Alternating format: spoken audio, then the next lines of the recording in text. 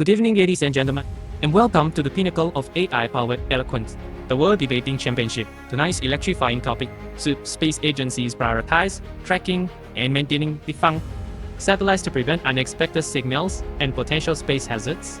In the affirmative corner, we have Lauren, who will argue, yes, because continuous monitoring and maintenance of defunct satellites can prevent unexplained signals that disrupt astronomical research and reduce space debris risks. Opposing her is Billy, who will contend, no, because allocating resources to non-operational satellites detracts from advancing active space missions and technological development. Our debate will proceed in 4 thrilling stages. 1. Constructive speeches from each side.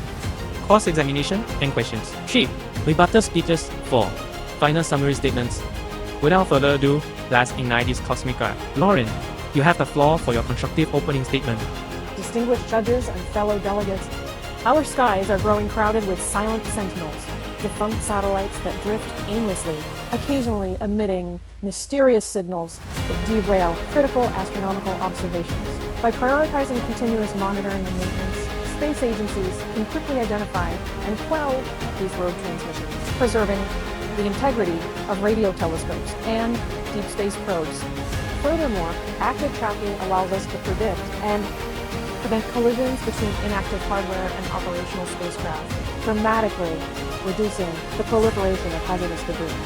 Investing in end-of-life deorbit planes or on orbit servicing not only safeguards our scientific instrument, but also ensures the long-term sustainability of space as a resource for exploration, communication, and discovery. In short, vigilant management of defunct satellites is essential to protect both our research and our future in space. Given finite budgets and the urgent need to push forward innovation in active missions, how do you propose space agencies justify reallocating? It would probably go into this as, almost any significant resources, especially when many of these defunct objects pose minimal risk and the technology for cost-effective on-orbit servicing remains unproven at scale. Innovation and safety are not mutually exclusive. A modest reallocation toward defunct satellite tracking leverages existing ground networks at minimal extra cost, averting costly signal anomalies that waste millions in telescope time. Proactive monitoring deters debris collisions, safeguarding active missions, and preserving orbital lanes for future innovation. Pilot on-orbit servicing has already demonstrated feasibility, and scaling it now drives down unit cost. By integrating debris mitigation into mission budgets, and we protect both scientific observation and commercial operation, ensuring sustainable space infrastructure without compromising our push for breakthrough discovery. We should not prioritize tracking and maintaining defunct satellites. First, space agencies operate under tight budget. Diverting funds and workforce to dead hardware detracts from active missions in scientific research and next-generation spacecraft development. And second, collision risks from most defunct satellites remain low and if are already managed through international guidelines and limited debris remediation. Now third, the highest returns come from investing in reusable launch systems, in-orbit servicing for operational assets, and deep space exploration. These areas promise breakthroughs in communication, when it's climate monitoring, and planetary defense. In short, focusing scarce resources on advancing living missions rather than recycling obsolete satellites, it will accelerate technological innovation and maximize humanity's return on investment in space. Given the low cost of tracking defunct satellites versus the massive cost of a single debris collision and unexplained signals that how can you justify deprioritizing their monitoring? Now, collisions are costly, but agencies face hard choices. Every dollar spent on defunct satellite monitoring is a dollar not funded. Active missions via propulsion research as planetary exploration or climate observation. Commercial and international partners already provide baseline debris trap, and software filters can handle sporadic signals. By focusing on active assets and new technology, we secure greater scientific return than policing long-dead hardware. While budgets are tight, enhancing tracking costs far less than the fallout from a collision event. Ignoring defunct satellites risks unexpected signals that disrupt scientific and security sensors. Voluntary debris guidelines lack enforcement. Proactive tracking transforms guidelines into real prevention. Moreover, maintaining defunct assets can extend their life, enabling repurposing for communications or research at a fraction of launch costs. Robust monitoring also underpins reusable launches and in-orbit servicing by securing safe corridors.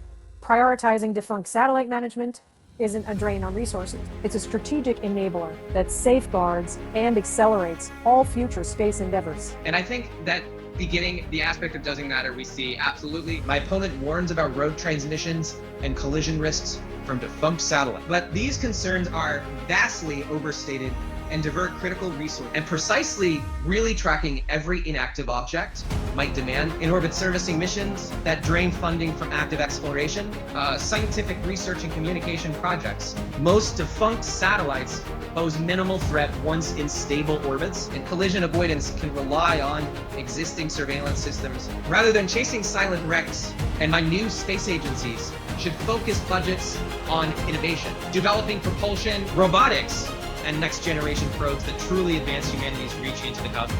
Esteemed judges and colleagues, my opponent suggests that tracking defunct satellites overstretches budgets, yet the cost of a single unexpected collision can exceed years of innovation funding.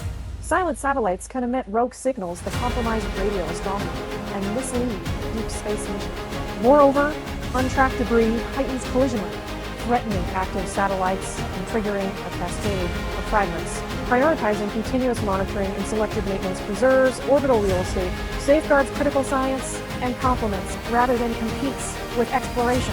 With modest investment in surveillance and on-orbit servicing, we ensure both a clear cosmic mindscape and sustainable progress toward new horizons. The space agencies must prioritize active missions, whose science returns and security benefits are immediate, diverting scarce budgets to track and service dead satellites burdens programs already underfunded. The minimal collision risk can be mitigated by improving with on-orbit maneuverability of functioning assets, rather than policing debris. Repurposing defunct hardware often proves costlier than engineering modern, small satellites tailored to current needs. Like voluntary debris guidelines can be strengthened through international agreements. There's no quickly need so much in this bill that by focusing on innovation from advanced propulsion to next-gen telescopes, we accelerate exploration, national security, and sustainable commerce rather than guarding yesterday's hardware. What a thrilling showdown between Lauren and Billy tonight. Lauren's razor-sharp logic and Billy's fiery passion kept us on the edge of our seats from start to finish. Now it's your turn. Who impressed you the most? Head to the comments and cast a vote for the worthy winner. While you're there, drop your ideas for our next debate topic. What pressing question should our next duo tackle? We can't wait to hear your suggestions and keep this conversation burning. Thank you for joining us this evening, and don't forget to tune in next time for another electrifying debate. Until then, stay curious, stay engaged, and good night.